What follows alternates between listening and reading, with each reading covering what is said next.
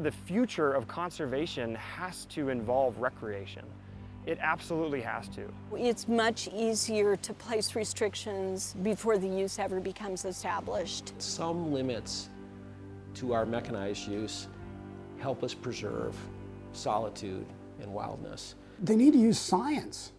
You can't use this, a bicycle affects my spiritual experience, because that's kind of the thing that's being used. I have had trails that were open to mountain bikes, but mountain bikers had not discovered the trail, and it was only used by hikers, and all of a sudden it was discovered by mountain bikers, and it's hard, because now all of a sudden we have to watch where we're going, we have to jump off the trail, grab our dogs, get them off the trail, and it's a different user group. I think you just get off your bike at some point, just the same way you park a vehicle. I mean, we all drive vehicles. And whether they're saving the environment or not, their spin says they're saving the environment. For me to say nothing else matters but my ability to ride the bike there, it doesn't resonate with me. If you shoot for the middle and, there's some people mad at you at both sides, and you probably did a good job. I don't think they realize that we care for the land. We care for the animals.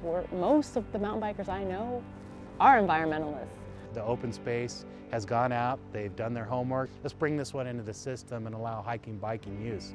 And the response by Audubon is, well, if you do that, we're going to sue you. It's just another strategy that they're using to block bikes. Park Service boasts that they have over 2 million tourists visiting the park every year, driving on that road. And I, as a fire captain and EMT, regularly see what happens when vehicles versus bicycles happen. I would rather put myself at risk with a ranger giving me a ticket than put myself at risk for getting hit by a car.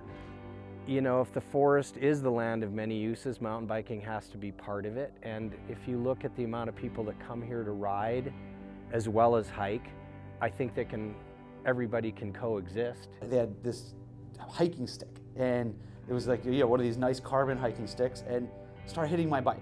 And I'm like, really? Now I have to break your hiking stick.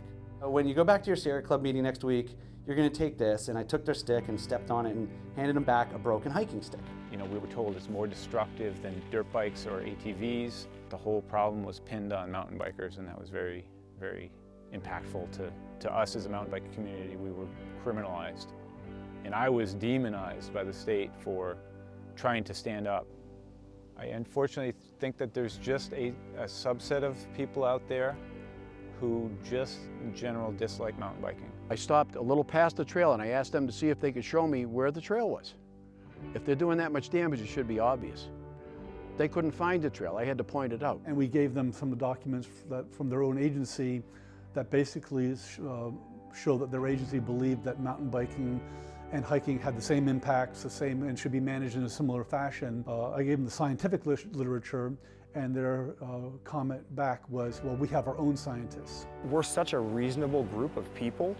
We're not this draconian group that will fight tooth and nail against the best available science, but the best available science hasn't proven to us that we have to be removed from the landscape to preserve the wilderness character. The future leaders of conservation are steeped in these activities like climbing and mountain biking and backcountry skiing. They're the young people that are out there experiencing these lands as intensely as they can and building that ethic and appreciation for wanting to protect them.